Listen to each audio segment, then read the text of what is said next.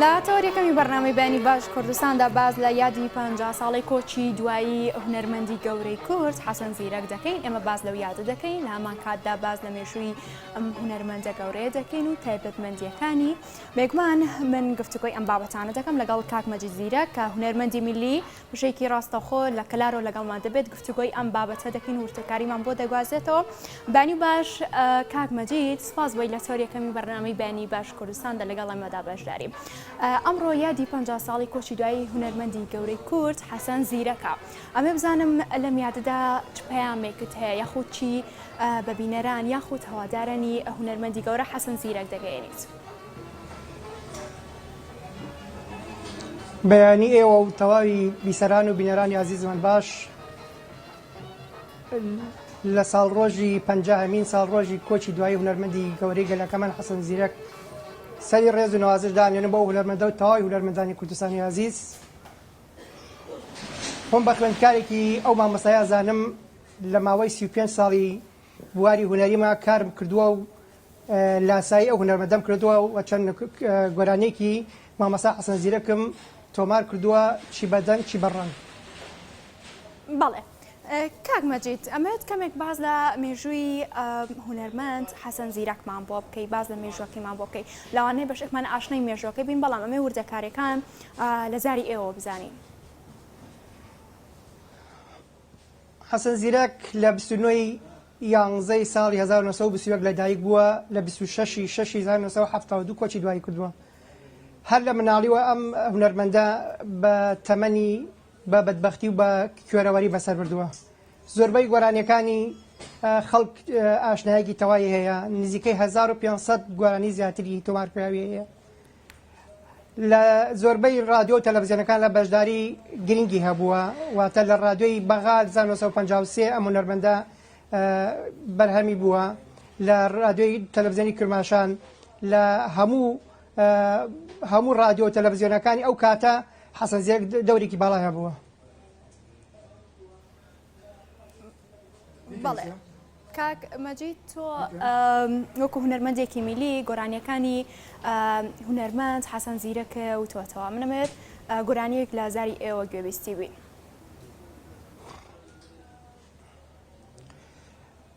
من گۆرانی حەسەن زیرەک زۆرم وتوەتەوە، بەڵام ئەوەی کە کلیپم بۆی کردووە گۆرانی باوەبەیە لە کەلانەڵاوخۆیەکانە پەخش کراوە. چەندین جاریش من لە یادی حەسەن زیرەکە بەشداریم کرد لە سلێمانی لە ڕادیۆی گەڕیان. ئێستاش بەم گۆرانیە بە خۆشحاڵیەوە بەشدارە بم بۆ ئێوە عزیز و خۆشەویست.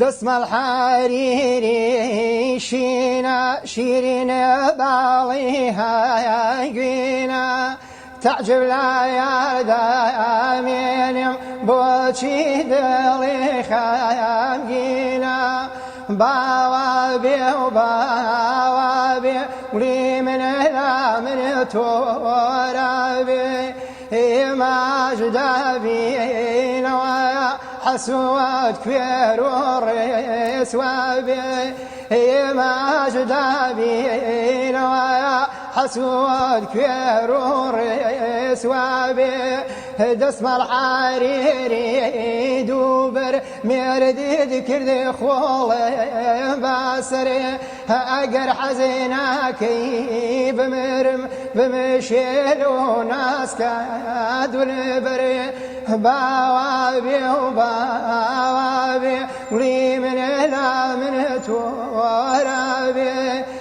إماش دبينا وحسوة كويرور سوابي إماش دبينا وحسوة كويرور سوابي.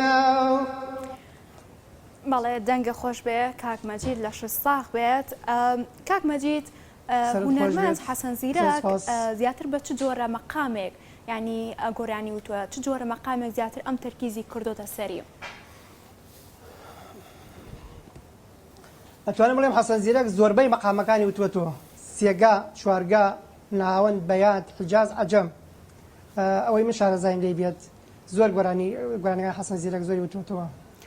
بەڵێ هونەرمەند حەسەن زیرەک زیاتر شارەزای لە گشت مەقامەکان بووە.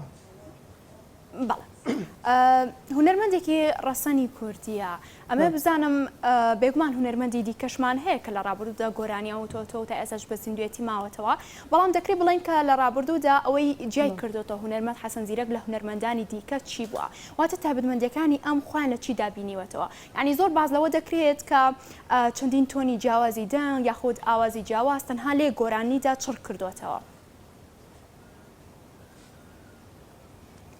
حەسەن زیرەک سەر ڕایەوەی کە لە خوێنار بووە پلەی خوێندین نەخوێندووە نەچێتە قۆناغی خوێندن بەڵام شعری هەموو شاعرە ملیەکانی شاعرە بەناوبانکانی ئەو سەردەمەی لەبەر بووە.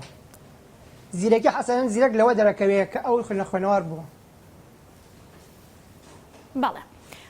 بەڵێ ئەوانەی کە هەوادارانی هونەرمەند حەسەن زیرەکن وەکو جەنابتان و ئێمەمانان بەڵام هەندێکیان بەو جۆرە هەواداری خۆیان دەردەبڕن یاخو سەرسامی خۆیان دەردەبڕن کە نازناوی زیرەک بە هەمان شێوە بە ناوەکانی خۆیانەوە ئەنێن واتە کە خۆیان ناویان هەبێت ناوی دومیان باس لەوە دەکەن کە زیرەکە بۆ منە وەکو جەنابەت کە کاک مەجید زیرەکە و چەندین ئەمسالی لەم جۆرەشمان بینیوە یعنی بۆچی ئەمە بوونی هەیە؟ خۆی لە خۆشەویستی هونەرمەندەوە کابرا ناوە خۆینا زیرەکی هەن کەسێکی تر بێت بۆ نمونەی سەرک لە سلێمانی هەیمانە ئەحسا زیرەکمان هەیە سیروان زیرەکمان هەیە فەرهاد زیرەکمان هەیە ئەمانە لە خۆشەویستی حەسەن زیرەک ئەویان بەخوا هەڵبژاردووە. بەڵێ کاک مەجید ئەمەوێت مەقامێکمان پێشکەش بکەیت.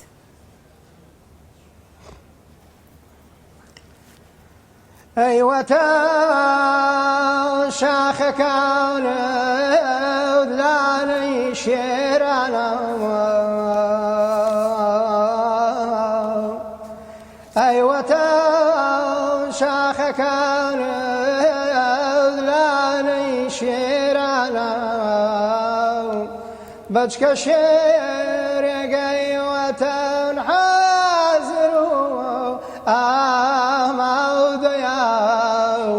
کەنجێکوا دوشمن لە دەوری ئێمەیە گەر خودا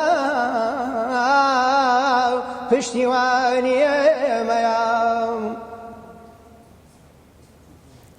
بەڵێ ئەمێ باسێک لەو مەقامەمان بۆ بکەی کاک مەجید ئەمە چ جۆرێکی بوو چۆنایی بوو ئەمێ وردەکارەکانمان بۆ بخەیتە ڕوو.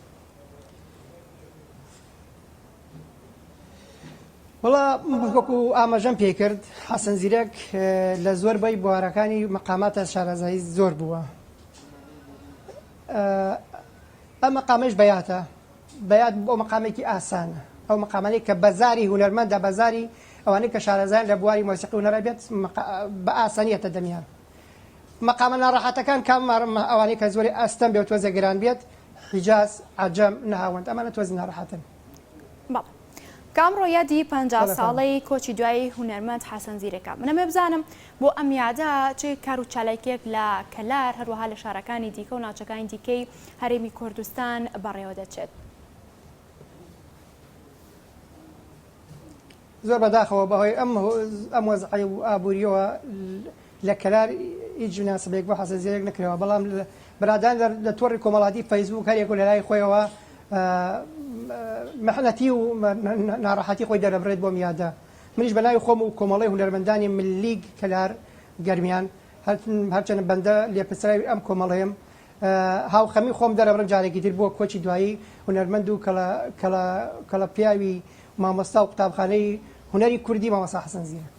باش کاتە پێتان وایە تا چەند گرینگە بە تایبەت لە یادی ئەم هونەرمەندە ڕەسانە یادی کۆچی دواییان کار و چالاکی و مەڕاستیم بوونی هەبێت بۆی هەم مێژووی ئەم هونەرمەندە بە ئەوانەی کە ئامادەبوون زیاتر جەخت بکرێتەوە سەری لە هەمان کاتە تایبەتمەندیەکانی ئەمانە تا چەند ئێوە بە گرنگی دەزان بە زەڕوریە دادەندرێت بە تایبەت لەنەوەی داهاتوودا ئەم مێژوانە بزاندرێت. ئەوەنە ئاڵێم بۆ یادی ئەم هونەرمەندە و تەواوی هونەرمەندانی ترمان بۆ نمرە ماملەی هونەرمەندی عزیز و خۆشەویستش قوتابخانەیەک بۆ ئێمە بۆ هەموو هونەرمەندە کۆچ کردووەکان بەڕاستی هەرچی بکەین بۆ مانە کەمە. دنیای هونەر وڵاتان بە هونەرە پێشکەوتووە ئێمەش وەکو کورد خاوەن هونەرێکی مێژووی کوردی خۆمانین. بەرهەمەکانی هونەرمەند حەسەن زیرەک یعنی منەمێ بزانم سەرنج و تێبینی ئێوە چییە کاتێ هەندێک بەرهەم هەر خۆشیان زیندوو ئەمێننەوە نەوە لە دوایینەوە بەڵام نوێ بکرێتەوە واتە بوترێتەوە یعنی ئێوە تا چەند پێتان باشە بەشێک لە بەرهەمەکان بوترێتەوە نوێ بکرێتەوە هەرچەنە ئەم سەردەمە عسری ئەولەمە و عسری کۆمپیوتەر و ئەجیزەی تازەیە بڕوا بکە من خۆم گۆرانی حەسەن زیرەک متوەتەوە گوێم لە گۆرانی خۆم کردو و گوێم لە گۆرانی حەسەن زیرەک کردووە بە هیچ شێوەیەک ناگاتە ئەو سوێدۆی جاران و کە ئەو دەنگە تۆمار کراوە ئەو ئالاتە و ئەو مۆسیقە و ئەو دەنگە ئەو کاتە تۆمار کراوە ئێستا جیاوازی زۆری هەیە ئێستا دەستکاری دەنگ ئەکرێت دەستکاری ڕنگ ئەکرێت دەستکاری هەموو شێوازەکان ئەکرێت هەندێک کەسایەتی ژیانی کەسایەتی تایبەتمەندی کەسایەتیەکان بەرهەموو گۆرانی کەسایەتیەکان ینی تا چەند بەگرنگ دادەندرێت بکرێتە چیرۆک بۆ نمونە بکرێتە چیرۆک و پاشان بکرێتە فلیم ینی ئێوە سەرنج و تێبینیتان چیە لەسەر ئەم بابەتە واتە ئێستا ژیانی هونەرمەند حەسەن زیرەک بەرهەمەکانی تایبەتمەندی ئەم هونەرمەندە بکرێتە فلیمێک هەم بارز دەبێت هەم زیاتر لەنەوەی داهاتوودا زیاتر ئەمێنێتەوە خۆزگا ئەو شتە ئەکریا من لە مێژەوە شتەم تۆ ناوبرادران باسم کردووە خۆزگا ژیانی ئەم هونەرمەندانەی ئێمە کە لە دەست ئەچن کە دووبارە ناگەڕێنەوە نابنەوە خۆزگا ژیانیان بە کورتە فیلمێک یا بە چەند چیرۆکە فیلمێک تۆمارەکرن ئێمە لە گەرمیان بەش بە حاڵی خۆمان هونەرمەندانی گەرمیان بەعام زۆریان حەزیان لە دەنگی هونەرمەند حەسەن زیرەکە بۆیە بە جەنابەت ئاماژەی پێکرد حەق وایە ژیانی هونەرمەندانە بۆ ئەوەی مێژوەنەوەکانمانەوە لە دوایینەوە شارەزایان بێت لەم هونەرمەندە کەڵە هونەرمەندانە ئەبوایە بکرێت بە چیرۆکی واتە برە تەمسیل بڵین تۆمارکراوی بە زنجیرە چەند زنجیرێک بێت نەک زنجیرێکش کاک مەجید ئەگەر داوا لێ بکەم بەرهەمی مریەم بۆکانی هونەرمەند حەسەن زیرەکمان پێشکەش بکە ئەگەرەوەش نەبێت هەر بەرهەمێکی دیکەش بێت سوپاس دەکەین بەسەر چاوان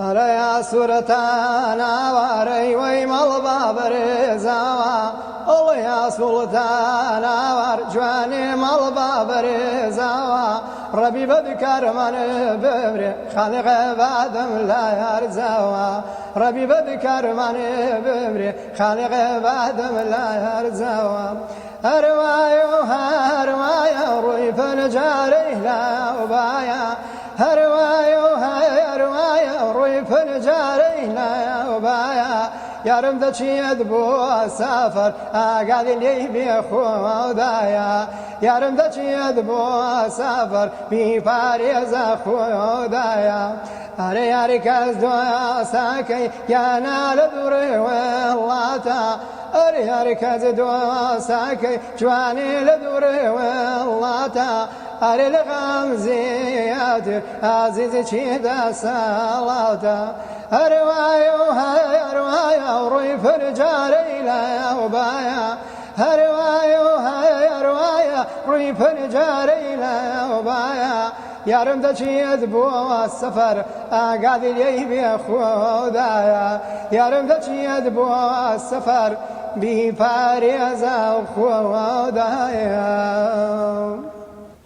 دەست خۆش بێ کاک مەجید جەنگێ بمێنێت بەش ساغ بێت من ئەو کاتە پرسیاری ئەوم کرد کە بکرێتە فلیم یا خۆدۆک و چیرۆک فلیمێکی لێ دەربەهێنرێت ئایا ئەگەر ئێستا هەنگاوێکی باشداناندرێ بە تایبەت کە ئەمڕۆ یادی 50 ساڵێتی لەم یادەدا نووسەرەکان هەماهەنگێ بکەن هەر نەبێ بکرێت بە کتێبێک بە تایبەت ئەنجامی خێزانیا خۆ ئەنجامێکی بنەماڵی کە بوونیان هەبێت بدۆزرێتەوە تایبەتمەندیەکانی ئەم هونەرمەندە لە کتێبێکدا بە تایبەت لە یادی کۆچی دوایی بخرێتە ڕوو بۆ هەواداران و بۆ ئەو کەسایانە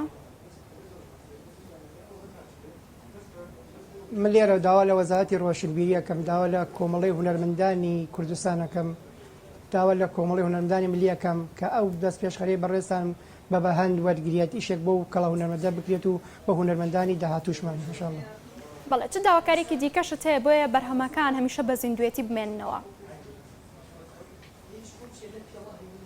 وڵا هەر ئەو داواکارێ میوادارم نەوە لە دوایینەوە گرنگی بەم کەڵە هونەرمەندانە بدرێت وەک گۆرانەکانی پارێزراوە بێت. سوپاس بۆ بەڕێستان، سوپاسی بەڕێز چایخانەی کاکە لوقمانەکەم لە شاری کەلار، چایخانەی حەسەن زیرەکە لە کەلار کە دەستێکی باڵای هەیە هاوکاری تەواومانە لە هەموو یاداگە بۆنەکاندا و لێرەوەش بەناوی خۆم و کاکە بڕیار و کاکە عەلی سوپاس و هەستی بێپایانی تەواوم بۆ تەواوی گوێگران و بیسەران و ئازیزانمان لە هەر شوێنێکی دنیا. دووبارە سوپاس بۆ بەڕێستان. کاک مەجید ئەو چاخانی کە لەسەر شاشەیە نارتی نیشان درێمە چایخانەی حەسەن زیرەک، ئەمە وردەکاریەکانی چۆنە؟ چایخانەی حەسەن زیرەک کاک لوقمان خاوەنێتی شەو ڕۆژ لە خزمەتی هاوڵاتیانی دەبەری گەگمەر و کەلارایە. وێنەی جوانی حەسەن زیرەی کەلواسیە بگرە لە زیاتر لە 300-400 وێنەی حەسەن زیرەی کەلواسیە هەمیشە کراوەیە بەڕووی هاوڵاتیان و میوان ئازیەکاندات. بەڵێ کاک مەجید زیرەک بەردەوامیش ئەم کاک لوقمانی و ئازیزە گۆرانەکانی حەسەن زیرەک بە بەردەوامی لێداتەوە. نمونی ئەم چایخانەیەش لە شاری سلێمانی هەیە کاک سەلاح ئەویش بە بەردەوام گۆرانەکانی حەسەن زیرەک لێداتەوە. بەڵێ کاک مەجید زیرەک هونەرمەندی بیلی لە کەلارەوە لەگەڵمان بووی، سوپاسی ئامادەبوونی جەنابتان دەکەین، سوپاس زانیاریەکانتان لە هەمان کاتدا مێ لە کۆتاییدا گوێمان لە بەرهەمی کۆتایی هونەرمەند حەسەن زیرەک بێ بە دەنگی جەنابتان. دووبارە سپاس بۆ ئێوە و تەواوی ئەو ستافە جوانە، سپاس بۆ بیسەران و بینەرانمان لە هەر شوێنێکی دنیا بەسەر چاومان. چاخۆش بێ. دبڕۆ لە من حیارم بێ هەروەگە شارە بلا شێخان، دبڕۆ لە من حیارم بێ هەروەگە شارە بلا شێخان، هیچ قەولی ڕاستدێنیا غەیری دوورە و تەفرادان، تۆ گەرێ قەولمە پێدا بێ بەڕاستی بێبووە کەوان، ئەی گرێدە و هەماڵم گرێدا گەردنەدە هەڵاڵی زرێدا، دەوەرە مرد و مەردایەنە دەزە و کابرایەی بەرێدا، دەست لەو کابرایەی بەرێدا. دووبارە سپاس کاک مەجید، دەنگە خۆش بێ و لە شت ساغ بێ. هەنا سپاس بۆ ئێوە، سپاس بۆ کاک مەجید کە ئەمڕۆ ئەنی برتان هێناینەوە کە بەرهەمەکانی مامۆستا حەسەن زیرەک چەند تایبەتن و چۆن لە ناخی ئێمەدا دەمێنێت. تۆ جا باوچانێک وەرگرین و دواتر لەگەڵ بینەرانمان بەرداوام بین.